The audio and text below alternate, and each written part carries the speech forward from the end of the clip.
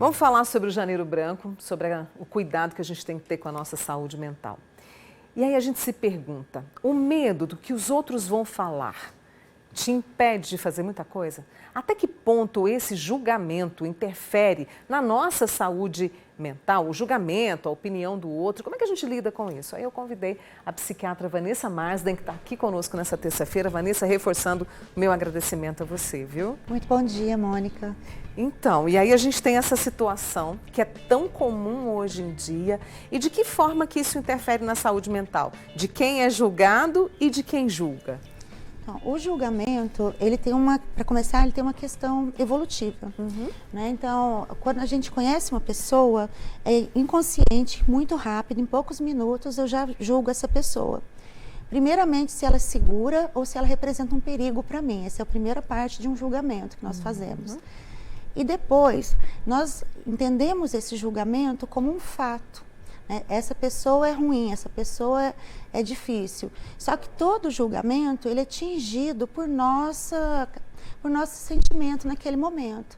Então, se eu estou tendo um dia difícil, se eu estou irritada, me estressei no trânsito, a hora que eu chego numa loja, eu às vezes julgo aquela vendedora de uma forma negativa, porque eu já vinha de uma situação de emoções negativas. Então, muitas pessoas falam sobre o fato de ser julgadas, só que a pessoa que faz muitos julgamentos, ela sofre mais a longo prazo do que a que é julgada. Então, vamos supor que eu fui julgada de um feedback ruim no trabalho. Né? O chefe me falou que não está indo bem, minha performance podia ser melhor. Então, naquele momento, eu vou ficar afetada, eu vou ficar chateada. Só que a gente tem duas formas de lidar com esses julgamentos exteriores. Ou eu assumo esse julgamento como uma crítica positiva e tento mudar, ou é contra mim, é tudo contra mim, é sempre, ou afeta a sua autoestima e você fica abalado. Por outro lado, a pessoa que julga muito, aquela o julgamento, especialmente na sociedade, quando você junta numa panelinha, ele geralmente é um pensamento negativo. Então, aquela pessoa é ruim, aquela pessoa é chata, aquela pessoa se veste mal. E a gente sabe das linhas de psicologia cognitiva que quanto mais pensamentos negativos eu tenho, mais pensamentos negativos eu vou ter. E vou acabar me julgando com o mesmo pincel. O pincel que eu passo para um vai ser passado para mim. E quando a pessoa julga, isso é de forma consciente. O sofrimento é de forma inconsciente? Também a pessoa que julga muito, geralmente ela vem de algum lugar que já causou esse julgamento. Por exemplo, é um hábito, né? Então, aquela pessoa que está sempre falando dos outros, que é a fofoqueira, é um hábito. Então, se eu tenho um hábito, esse hábito ele está me dando alguma recompensa. Então, para quebrar um hábito, a gente tem que entender de onde vem a recompensa desse hábito. Por exemplo, se eu roo unhas, roer unhas diminui minha ansiedade naquele momento, então eu ganho essa recompensa. Entendi. Então, as recompensas mais comuns nos julgamentos sociais, a primeira é ganhar atenção.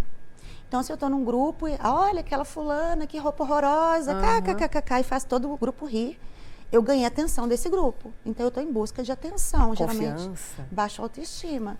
Só que eu perco o respeito desse grupo. Porque quanto mais eu faço isso, menos as pessoas desse grupo vão me respeitar. Ou, por exemplo, pertencimento. Eu acabei de entrar numa empresa, numa escola, aí a gente pega um para falar, né?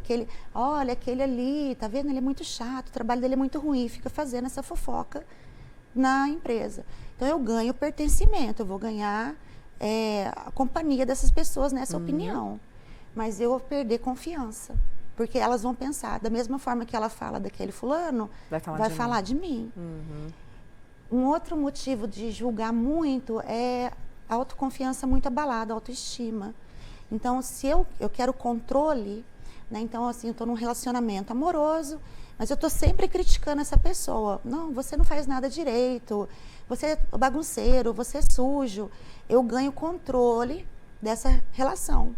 Só que eu vou perder a intimidade, porque essa relação não vai durar. Não tem, né? Não tem base ali. Não tem equilíbrio. E aí a gente está falando de relações interpessoais que são tão importantes para a gente.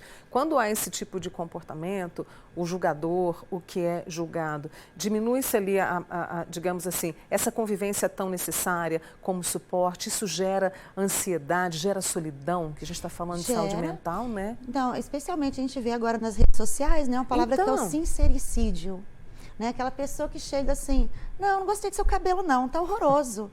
Que história é essa? Que roupa é essa? Então, a pessoa que faz o sincericídio, ela está procurando controle e melhorar a autoestima dela, porque tem uma baixa autoestima. Não é só que ela acaba por afetar todos os relacionamentos. Porque se ela está sempre muito... Tem diferença entre a gente conversar honestamente com alguém de forma calma. Olha, vamos conversar nosso relacionamento, não está legal, podemos melhorar estes pontos, do que chegar e fazer uma crítica gratuita, para não dar crescimento pessoal para o próximo, só para abalar a estrutura da pessoa. E a gente vê na rede social muita pessoa falando assim, eu faço sincericídio, eu sou sincericida, eu falo mesmo.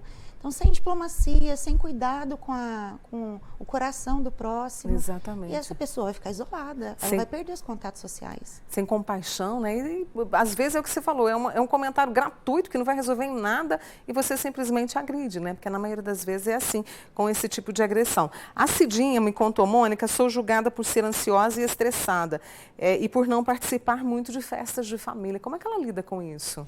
Então, a ansiedade, né, então, ela provavelmente pode ter alguma ansiedade social, porque ela ansiedade, tem dificuldade em convívio social.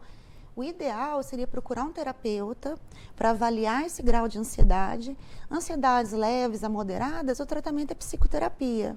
Agora, se a ansiedade é grave a ponto de você não estar participando mais da sua família, ter crises de ansiedade, aí é interessante procurar um psiquiatra, um clínico geral para avaliar os sintomas. E aí ela está comentando aqui, eu achei interessante isso, porque hoje todo mundo dá palpite, né? Na roupa que você usa, no cabelo, ela falou, Mônica, falam que eu não tenho idade para usar o cabelo comprido. O que ela... Tá vendo esse tipo de situação? Olha, a gente já está numa situação atual que a moda mudou muito, né? A gente tinha que seguir aquela saia balonê dos anos 80, o cabelo com permanente, e hoje em dia a moda é muito liberada.